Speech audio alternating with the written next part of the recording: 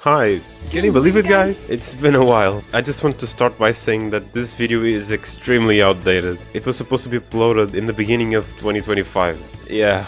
In this video, I talk about the last year of updates in Paladins. It was meant to be a 2024 rewind, however, that doesn't really make sense anymore, since the game was cancelled in the middle of its development cycle. A lot of the things I say in the video were based on the idea that the game would continue receiving updates, because at the time it was still alive. I also mentioned creators in a way that might sound confusing. When I rewatched the video, it almost seemed like I was saying that, but that's not the case. They were just leaving the community, not the world. So with that said, let's revisit Paladins' final updates.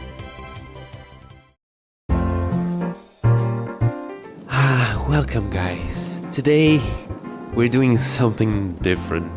Let me tell you the story of me telling you a story about the story of Paladins in 2024. The story starts with... As you may saw in the title, another year has passed, and oh my god, it was quick. I only had time to make 4 videos because of university. Yippee! But that's not the point. In this video, we're going to revisit what happened in Paladins this year. And damn, it was a year with a lot of changes. One thing you have to know about this video is that I'm not going to talk about every single change that they made. I will talk about every patch, but only the things that I think are important to say. And I'm not going to talk about the 5 damage nerf that Torvald got. I just did it now, but you get it. After that, I'll give my opinion about the changes. So without further ado, let's recap Paladins in 2024.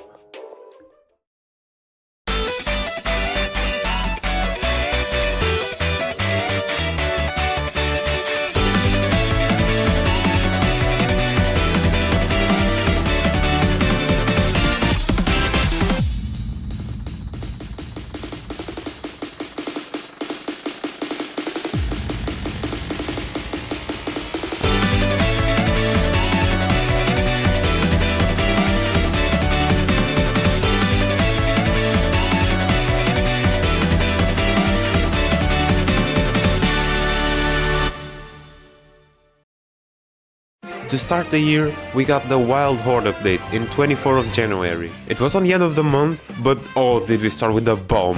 First, the item shop rework. We got 4 new items for each slot. On the defense, we lost Illuminate, because it went to base kit of every player, but just a small percentage of it. From 15 base to 40. Resilience was split in 2. The first half, Sentinel, that reduces the effect of slows, knockbacks, knockups by 25% and gives you an 150 shield on elimination. And the second half, Unbound, reduces the effects of things that don't let you play the game by 25%, like stuns, cripples, grips and the duration of slows. Avon was also split into 2. The first Arcane Warding, that reduces the damage you receive from abilities by 12%, and the second half, Armor Plating, which reduces the damage you take by in-hand weapons by 8%. This goes to certain abilities such as Leon's, that uses her weapons for all of her abilities, except for the ult, I think, and Guardian is good now. On the utility side, we got the new item, Hoard, an item that makes you gain gold credits. Money every 15 seconds and 5 more per elimination. In the healing we got Meditation, which is basically Old Veteran. It makes you heal an additional 2.5% of your max HP every 0.25 seconds while out of combat. Kill to heal no longer exists and got replaced by Bloodbath, that makes you heal after a kill or elimination and also heals the ally that got the kill. In the offense we got Trigger Sand, a new item that makes you gain bonus 5% damage after getting an elimination for 5 seconds. Interesting. Oh, and we also got 100 more credits in the beginning of the game, starting with 500 credits now. Now for the event pass. In this pass we got 2 new skins, the Grovel's Grover and the Flameborn Jace for Omen, that is still bugged. Oh, my ears! In this pass we can get our loot from loot boxes, and we got 6 more battle pass tiers, having a total of 36 instead of the usual 30. We got some quality of life changes, like some map restorations, this time on Primal Court, another plus after the switch thing, and we got more space for decks, which is really good. Wait, the trials are back! Yeah! Now let's go for the champion balances. Caspian got nerfed, god bless. Koga can minigun again. Leon's got a buff. Scary. Sky went to the garbage. Willow Blessed Flower is viable now. Ying no longer gives true healing on her hold. but gives CC immunity for 1 second when it's activated. Tyra no longer has 2 marks, Vora has more burst potential, but less overtime damage. And Vi got a mag dump buff. Oh no. We will get there in a sec. Let me just recap and give my opinion about the Wild Hoard update. Starting from the beginning, the item shop update was pretty good in my opinion. It gave new ways to play some characters and have new strategies. On the defense class, I don't really understand why they splitted resilience. I guess it was to make some abilities stronger, because you're not buying this every game. But I didn't really mind the Haven changes. Now you have to choose your items more carefully. Hoard was the scary thing about this, but it wasn't broken. I thought it would be shit or horribly strong, but it's one of my favorite items now. You can buy it on the beginning of the game, if your champion depends on it. If your item list is too expensive, or as a counter buy. For example, if you are losing, you can buy Hoard to still have the item advantage as a last resource. At least, I think. The addition of Old Veteran was good but too situational. But the Bloodbath gave new ways to strategize if you're playing with the full team. And having more offensive items adds a little spice and it's nothing overpowered. For the Battle Pass, I don't have much to say. Honestly, I don't know why they put the skins on chests. I guess no one can be mad because the skin they wanted was last on the Battle Pass. But I don't think that was a problem to begin with. The skins were cool. That's it. And the extra tiers were good, obviously. 36 tiers is not that much, but it's better than 30. But you still have a lot of grind to be able to get them all.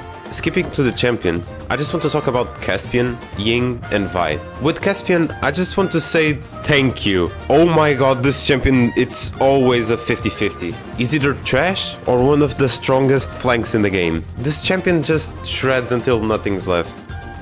Get it? Piss! Ying's ult change was very interesting. Of course, I will prefer the true wheeling because it's totally balanced, and I say this totally because I'm not a Ying main. But the CC immunity is very good. It's basically a cleanse because it's a 1 second immunity. However, it comes in clutch so often. It counters Ceres ult, one of the best tools to engage, and Khan's ult, the ult that requires the most skill to use. If you hear a Khan ult, you can just click E or whatever the hell your bind is. I'm looking at you screen. It just adds more versatility and mind games for Ying's kit. Finishing with Vi.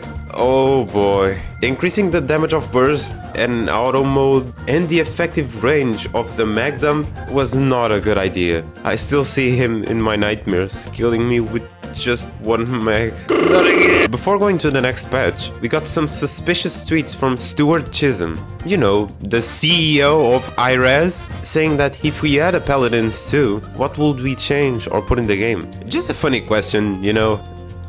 He did the same thing with Smite, and Smite 2 is a thing now. I guess we just have to wait and see. Before we get to the next patch, I just want to talk about one change on the Wild Hoard hotfix. So Lex got a huge nerf to his heroism card that made him take 90% less damage while using Whiff, but now reduces 40% without the CC immunity. And what is Whiff, you may ask? Well, watch my first video! In 1 month my video got updated. Just stay alive, Thor.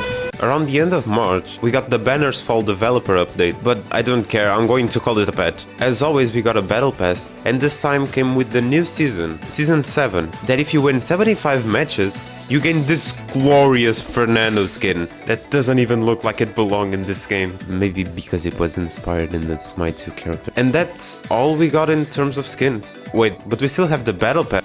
It's a flashback event? Yeah, we got a rerun of the event pass, which is good if you didn't get all of the skins of the Beatbots event pass, but this just shows that Paladins cannot keep up the event pass skins with their budget, making them repeat a pass because it's not worth it making new skins over and over again. This is kinda scary, but it's something that we have to get used to now. And it's not just bad stuff. For each skin you already have, you gain a couple of crystals instead, and if you have almost or all of the skins, you can profit even more of the battle pass, making you live with more crystals than what you spend. Besides the pass, we got more old maps into the custom games, like the old Stone Cube, and we got more maps for Onslaught on Base Cube, basically double the map capacity. We got the Ascension Peak, Bazaar, Bright Marsh, and Snowfall Junction, and that's that. Also in the topic of maps, we got again updates of old assets that got removed.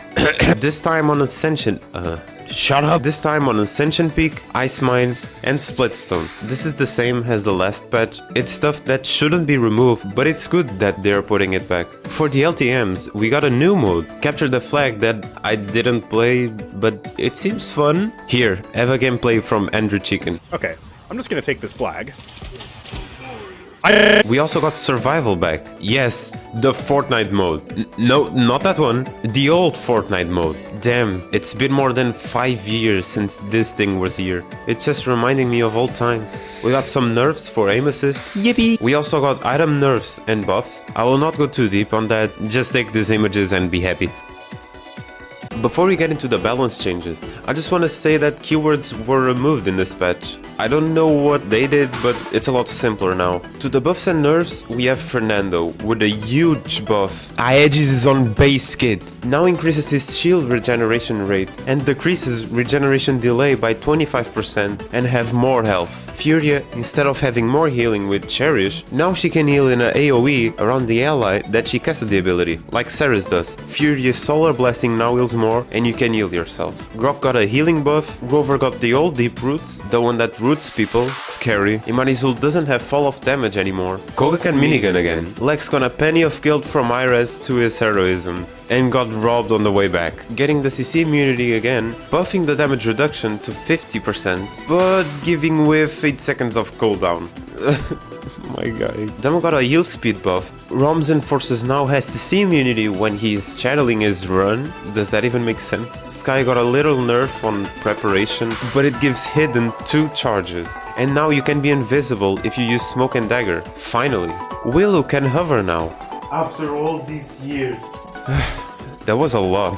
I'm not gonna deep dive on the balance changes this time, because there are a lot of them, and I have more to say about what happened while this patch was up. So starting with Fernando, this was a really nice change. Being able to have his shield protection, and while using another playstyle, was a very good change. And it won't be OP, because the old base version was just trash. Furia needed a buff on Cherish, making it AoE was a good and not OP change. And giving the ability to heal herself on the beam, it's a bit too strong because Fury has a lot of damage for a support, but maybe now people can give Solar Blessing a chance.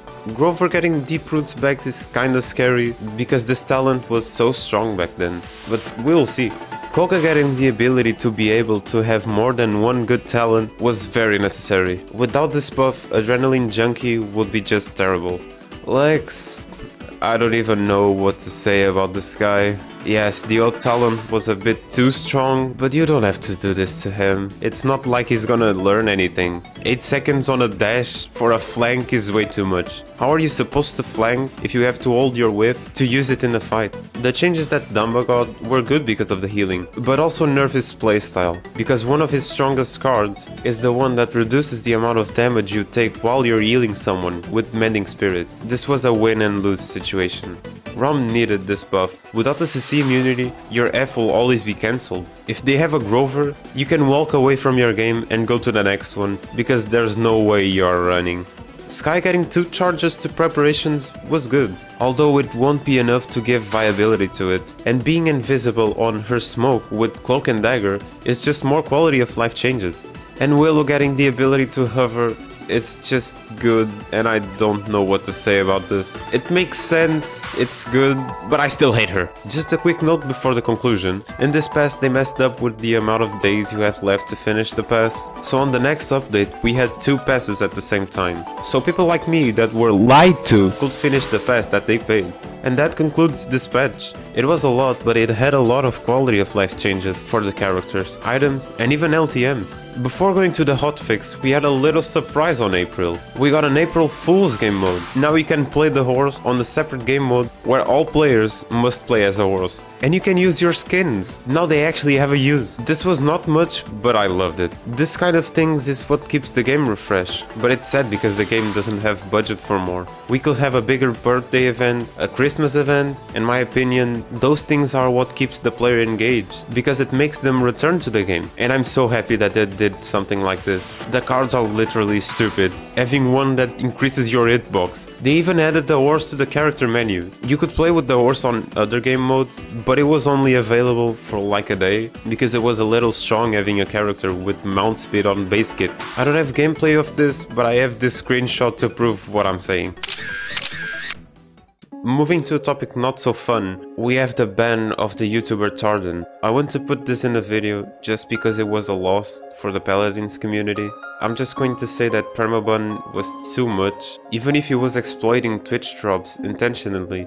And I'm not accusing or saying that he is right, I just think that Hi-Rez exaggerated a little, because our community is not big, and banning the people we have is just unnecessary. Speaking of losses, we had another one, but not in the same way. We lost the Paladin site, which is something. Honestly, I don't know how this impacts the game. Now you see the patch on the Steam page. They did this because there were more people on the Steam page in a week than in the old site in a month, so that's it. I just wanted to point this out. In March, we lost another Paladins content creator, this time Kami VS. I didn't watch him, but that's not the point. Losing a content creator that big in Paladins, it's a big loss. And she goes, why? Why do you want to know what this time is? And I said, this at 2:16 a.m. on the 25th of March 2024, I decided I do not want to post Paladins content anymore. I'm done with it. Like, it just dawned on me, like, why are you even worrying about posting Paladins when you can just post Overwatch?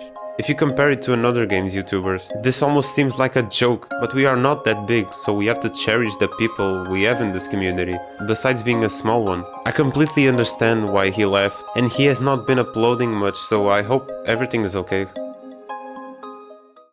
Around 8th of May, we got another tweet from Stuart Chisholm. Again, that did a big tweet about something, but the thing that matters is this line. That's how Hi-Rez Generation 1 crossplay platforms work. For Smite 1, Paladins 1, I really hope this isn't just copium, but at this time we already knew Smite 2 was a thing, so it makes sense that he referred to Smite as Smite 1. But Paladins doesn't have a sequel? Does that mean we're getting a sequel to Paladins, so we can call it Paladins 1? This could be just a misunderstanding, but I hope not. At this point, I mean, we in the Paladins community are begging for some kind of attention to this game, but I don't know where this will lead us. We just have to wait and see. In May 22, we got the Feudal Fables update, and we didn't get a new champion, but we got a rework. You don't know how good this was. The last champion rework we got was Ying, and that wasn't even in 2016, I think. When I started playing the game, I couldn't even play with her, because she was disabled for some reason, but she was still a healer. So it's been almost more than a decade since there has been a champion rework on this game, this time turning Moji into a healer. They didn't change her kit much, she's still Moji, but a healer, you know?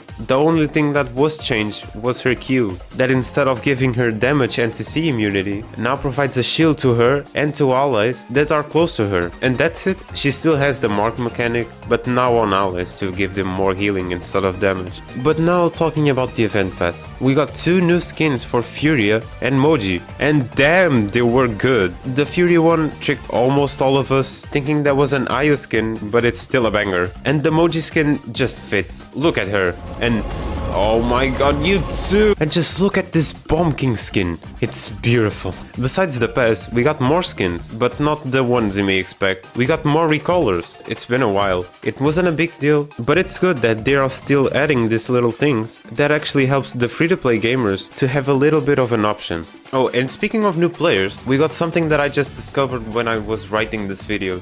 I wonder why. And that is new player quest line. Quest to new players that can earn gold, champion tokens, and even some crystals. For LTMs we got an anti-healing mode, or something, but that's not what matters. They released a new mode called Truly Talented, that brings old and unused talents. For items we got these changes. This patch there were a lot of support changes. I will not talk about all of them, so here you go. They made them deal more damage, however, they do less healing, but they didn't change that much.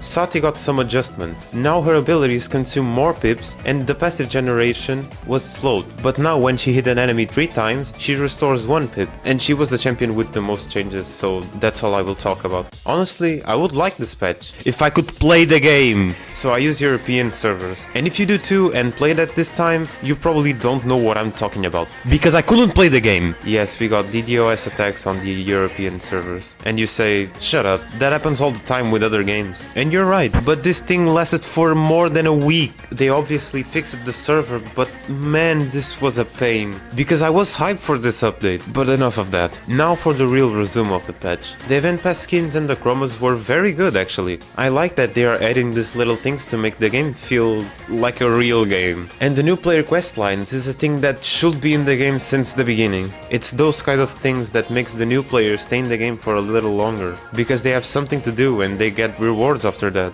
On the LTMs, Truly Talented was so fun. It went with bugs of course, you couldn't play with Yago, but for old players like me, this thing hit hard, man. It wasn't that much, but we had old talents that we haven't played in years, and some that weren't even added to the game. At least we get this game modes to give us new things to do, not like some other games that make a game mode the community likes and then they never bring it back. For the champion changes, I just want to talk about Sati and Moji, because I really like what they did. Now it's high skill, high reward. For Moji, I really like the changes. I didn't like when she was a flank, but I enjoy playing with her now. Some people say that they ruin her, but I generally disagree. I think the support playstyle fits her really well. While in this patch, we got again the anniversary event. That was the exact same as the year before, but it's free stuff, so you get a pass for now with Mojo.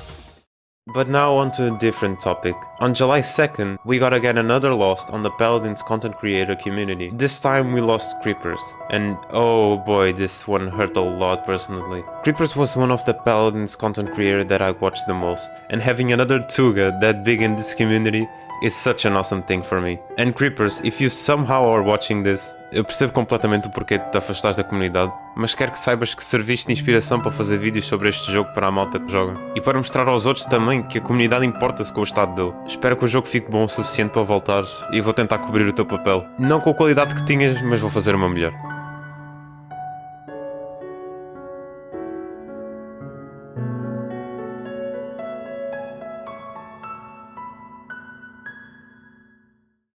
Well, enough of sad things. The next patch is the Tidal Surge update. Before talking about the pass, I just want to talk about the new permanent game mode, Wave Defense, a PvE game mode that if you don't know, you can watch this video, it's just protect the point with a few power-ups and don't die too much. It's fun. I honestly think that if they work on this, it could be a banger like Overwatch was going to be. But I gave my full opinion on my other videos, so I won't say much now. I just want to say that it happened. On this update, we got the Buried Treasure flashback event pass. Another flashback event, but hey, what can we do? It was the same as the last flashback event pass. If you have the skins, you gain crystals. On the LTM side, we got the I Shrunk the Realm mode.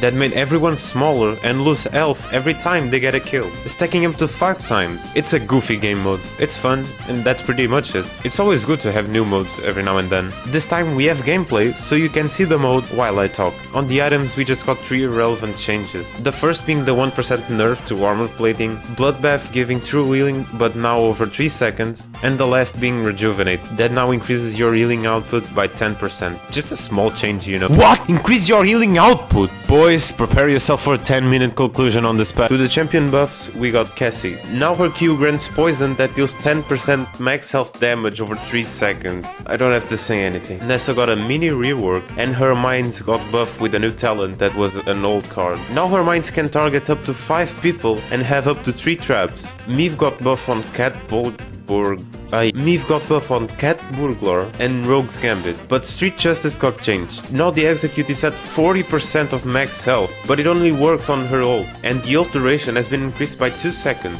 Mako's ult got buffed, and damn, now you won't challenge him at all. More damage, more health, less headshot damage, and he becomes bigger. Moji basically got her old talent back. Saris got 2 new talents, Forsake that makes her heal faster, but having a longer cooldown on her heal, and Internal Torment. Now when she stuns an enemy with Rending Souls, it reveals them and they take 20% more damage. Why, Torvald? Tiberius Predatory Instance went to base kit, and now when you kill with Combat Trance, you reduce 25% of the next Combat Trance cooldown with the new talent.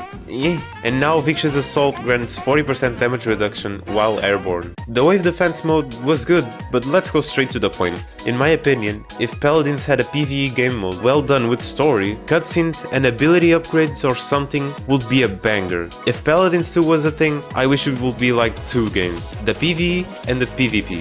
About the pass, it was a flashback event. So, moving on, just kidding. I just want to say that if you wanted this pass, you could get it, but you wouldn't get any rewards. The pass started at July 24 and they fixed the bug around 13th of August, so between that period of time, you couldn't get any pass rewards. The Leon, I shrunk the rat was actually fun. You could be a mini ROM zooming around, or a wasp meme. I kinda want to play it again to try new things. Now for the thing that matters, the rejuvenate change. As a healer main, I say that this was a terrible change, and I will eat the soul of whoever came up with this shittish idea. But as a normal player, I have to admit that it was a good nerf to the supports, because it's a very strong class. Now the item basically just works when the teammate is not being shot, because if they have Hunty Heal, you heal the bonus 30%, then the anti-heal comes. For example, if you heal 100 and you buy Rejuve level 3, you will heal 130, but if the anti-heal is on max, you will only heal 13 HP, so that was a good way to nerf it. The Bloodbath item turned out to be really cool. It's not broken, and it gives more healing than kill to heal, and Bloodbath can stack with Rejuve, by the way. Starting with the one, Cassie. The poison... why? This made the champion a must pick. You could farm so much damage with this. Tanks? Get out of here. And you farm so many ults with this too. Nessa rework was meh. It didn't change much, except the mind change. Oh boy, this was a pain. She got cards that gave the traps more slow duration, and it's just annoying. I kinda like the Miith changes, but the card was terrible. I just like the idea of making your enemies blinded for a longer time. The Makoa changes were perfect. The only problem was the collisions bug. But besides that, Big Turtle is a big W. The Saris change were something. The heal one tried to do something, but it's still not enough for Saris to be a good healer. But Internal Tournament gave new ways to strategize with your teammates. Believe me, this talent has a lot of potential. It's like a title mark, but better, and you can target more than one enemy. Before talking about the next pass, we got an announcement from the Paladins art director, Casey Edwards. I lost the print I had of the tweet that she made, but it was basically a goodbye, and saying that she liked working for Paladins. Does that mean we won't even get skins? Who knows? On the next patch, we got the Reality Warp update that got the pass for people who couldn't finish the Feudal Fables, so yeah. And now we got 2 passes at the same time, yay? This update in general was a bit meh. I didn't even remember it happened, so I'll speedrun this for you guys. So we got a free Fury skin for playing the game, we got Classic Stone Keep, more gold on quests, a ton of titles, a bunch of LTMs, the skins are organized now, poses are purchasable, and that's it. So let's proceed to the balance changes. Before talking about the champions, the anti-heal got a bit stronger and faster. Now onto the champions. Cassie got nerfed, Mako got a lot of card changes, Moji's Pitch Shine provides 10% movement speed that stacks up to 3 times when she heals someone fully stacked. Strix's Flash is now an Ink Nade, Nocturnal now makes him get infinite stealth while standing still, and when an authorized use directly hits a target, they take 20% more in-hand damage from all sources for 2 seconds. And now you can crit Iago on her tail. This was a short patch. The free skin was good. On the champion side, Cassie needed a nerf, obviously, but it's still not enough. Her poison is still too strong. Moji changes was meh. I prefer the old one, but speed is good. Strix Ink Bomb was actually a good idea. I don't play games that use flash, but if I did, I would probably be blind by now. Because, oh my god, it hurt. But now making the screen darker, while still enabling you to see, was a very good idea. The Nocturnal change was boring, and the unauthorized use talent could be really scary. And that was the Reality Warp update. It was something, but hey, at least there weren't any bad stuff. Next, we got the Street Style World Tour update in October 30th, bringing the old Street Style pass and the new one at the same time. We got the old 3D lobby background. Damn, it's been so long. Downforge got a change. What? Map change in Paladins? They changed the stairs and made it a ramp. Oh my god, is this happening? And aim assist got nerfed again. And now we go straight to the champions, because there are a lot of them. Azan got buffed. Scary. Betty's got a bounce, no longer gives slow, thank god. BK's half now is affected by cripple. Caspian got these changes. I still don't know what this champion does. Cassie no longer has poison. Cassie no longer has poison. Thank you! Corvus can now heal with the ult. Grover Rampant Blooming got replaced by Wisps of Sylvanus. That makes Grover passive give 15% movement speed for everyone on it. And his ult now gives movement speed. Now Canessa Mines do whatever this is. Koga Adrenaline Junkie is on base kit now, but nerf, and you got a new talent. When you use Shadow Step, you gain 15% movement speed and attack speed. Lilith Cursed Accord makes Blood Hex allies ignore damage resistant by 10%, and you heal more when they kill someone. Mif Street Justice now provides 20% ult charge rate. Maldama's Forgiveness cooldown reduction is nerfed. Nyx only provides poison while on her F area. Octavia got a lot of changes. Pause if you wanna read. She gained a new talent that gives 50% air control and gives 10% damage buff while on her floating passive. Rockets can go up on this half, and aerial assault gives one more charge to it. Ceres Forsake got buff. Vi almost got the ult talent back. That makes his ult do 1000 damage, and anyone hit it's executed if below 25% HP after the damage. Vivian no longer makes an earthquake. Varus got Relentless Presence and Deafening Silence replaced by Parasitic Pull that if you hit an ally with Tendril, they receive your Tendril card effect but doubled. And she also got Eclipse Affection that makes Obliteration have 2 seconds less cooldown and reducing 50% of its cooldown after getting an elimination. And when the ability is fully stacked, it deals more 100 damage. Willow's Blast Flower is viable again. Damn, it's finally done. Let's just go right into the opinion section. The skins and the pets were good. Nothing extraordinary, but they have to make skins for the characters who gives them more money. So I understand. The Downforge change was so good. It was just a stair change, but no one was expecting something like this, coming from Iris at this time. This time I will not give the champions that much attention, because there are a lot of changes, so I won't talk about all of them. Starting with Betty, it's good that they finally took the slow on Gadabound. It was just unnecessary, and gave the movement talent a feeling of slowness that just doesn't make sense. BK's have being affected by Cripple makes so much sense, because it's a movement ability. Yeah, you can use it to push your enemies, but it's mostly for yourself. Cassie having no poison, do I have to say anything about this? It shouldn't have been in the game from the start. Corvus getting the ability to heal on his ult makes so much sense. It's an AoE support ultimate, and it's not broken. Grover giving movement speed was pretty good actually. I don't think the talent is good, but the ult speed is. Koga having stamina regen based on the damage you do to enemies was a good change. I thought the new talent would be broken because of the attack speed, but you almost feel no difference. Lilith change was interesting, but the champion is still trash. Rocket's change are perfect. The aerial assault is not that good now, but you can play different loadouts and have basically the same ability. Vi getting this talent was interesting, but it's not that good, so nice try, Evomojo. I think they tried too hard with the Tendrit talent. That is something that should be on a support kit, not on a flank. But the Obliteration talent was very interesting, and maybe a little too strong. Oh my god, this was a lot. But in general, this patch was a banger in my opinion. Give us a map change, good skins, and a lot of champion changes that were actually good. But now, let's go for the last patch of the year. The last patch of the year was the Skadrin celebration, on the 11th of December. This time we didn't get a flashback event, but the skins already existed. But there were recolors of limited skins, so a lot of people don't have them. In this patch, we got a little update on the description of abilities, giving the crowd control abilities the proper effect on the description, like slows, lifting, pushing, things like that. We also got a minor event back, the Merry Mayhem. It's just some missions to do and gain rewards, but it's still a good return. So we got the old defense items. Yeah, Haven and Blast Shields are back. Hoard was changed a little bit, the credit amount was changed, and the level 3 now provides all of the other utility items on its own. And Nimble got back to 10% per level. For the champion changes, we got Betty, that now has a C immunity while casting her ult, and she dismounts it faster too. Bomb King Accelerant now also deals 200% more damage to shields. Eevee Snow Globe got nerfed, Aya's ult no longer explodes instantly on a wall. Like Screen Shake got better.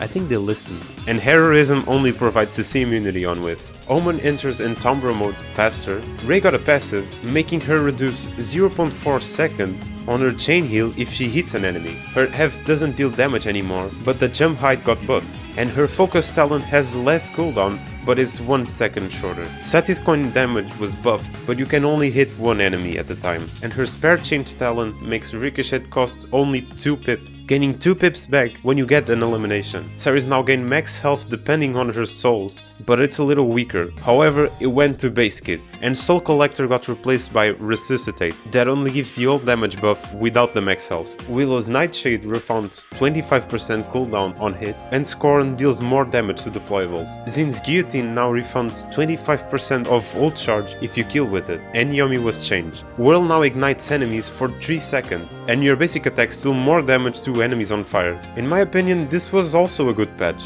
It made the Christmas Quest event return. The pass had skins that many people wanted, with some cool recolors, and the text abilities are now easier to understand. The return of Haven and Blast Shields was something, honestly. I don't know if it's good or bad. It made the item shop easier to understand, mostly the part of in-hand weapons and abilities. It's simpler now, back to the old days again. The Hoard changes were very interesting. Although you won't completed it in 90% of the games, yet you still use it to get other items faster. Just don't count on the level 3 to have the upper hand. Lex changes are something, I just don't care at this point. At least the screen shake got better. The changes that Ray got were interesting. She's not the best healer as you may know, and the passive thing could give her a chance now. The coin having less health was so good. Sati was too annoying with this thing, but now is less stressful to fight against. I don't even think Ceres is good with this changes. This champion got like 60% of her older talents into her kit, and she's still considered bad. I just want this champion to work. And finally Zin. The Yomi change seemed OP, but the burn doesn't even deal damage. It can give new strategies to team comps, but if you use your F to make enemies burn, you lose your most useful escape, so you have to keep that in mind. According to the budget we had, I think this is the best we can get. Some map changes like once a year, a lot of champion changes, items, and a lot more. So yeah. Apparently, the item changes made at the start of the year weren't very good, so they reversed it. I won't go too deep on the opinion section on this one, even if it was the last patch of the year. I will talk about everything in general after this, because you already know why this video isn't over yet. In 2025, we got the Wakonas Awake. I will not go too deep on this too, just want to point out that the map rework was very cool. Personally, Serpent Beach was one of my least favorite maps. I liked it when there was the sun version, but the rework made it so pretty in my opinion. We got a subclasses mode that didn't change much, Rezil is back and Sentinel only gives shields. Meve Artful Dodger is back in some way, and Pip can double jump on his hef. That's all I have to say. And then it happened. In the 6th of February, we got the official announcement of the end of Paladins updates. We got a tweet from IRES CEO in January, but no one seemed to care. But when the Discord message was uploaded, it was done. IRES will focus all of the employees into Smite 2, and a lot of people were fired because of this. But honestly, it was the right decision. If Smite 2 isn't a banger, IRES will just die. And yeah, Paladins will eventually die because servers are expensive, and a game without updates will just fade until the servers die. This was just a horrible announcement, and people even did a campaign trying to keep the game alive. Then it's done. This was the last year of Paladins. A lot happened, and a lot more could happen if the game got more updates, but this is the end. We could get the game being invested by another company, someone could buy it, but for now the game will just fade away. About the channel, honestly, if I have time I will make another Paladins video. I had a lot of ISOP ideas and I want to make at least one more before the game dies. But I don't promise anything, because even the servers are starting to fade too. I don't even think European servers exist anymore. I'll just probably make goofy videos like I made with Little Company. It didn't get much attention, but I love making that video. And I don't get money with this, so it doesn't matter. But now I can make guides without them getting outdated at least. Also, I'm sorry if I forgot someone important in the intro. So yeah, that's it. It was a journey. This game meant a lot to me, and I will probably make another video talking about everything when the game, you know. But Paladins had so much potential, possibilities, the characters were so iconic. Even the skins, there's no other game I know that makes almost all of the skins have different visuals, sounds and voice actors. It makes the game so fresh, that's why I love it. But enough of this. I just want to say sorry about the delay, but university, you know. I hope you like Paladins as much as I did, and I wish you the best. Thanks to Porto Editora, which is Scream. that had the glorious patience to read all of this and correct my mistakes because I can't write. By the way, write was written like this. He helped me in all of my videos and even appeared in 2. So give him an applause. Yes, yeah. Yes, more! And thank you for sticking around until the end. And I hope I'll see you another time. There's no joke today, just later, champion.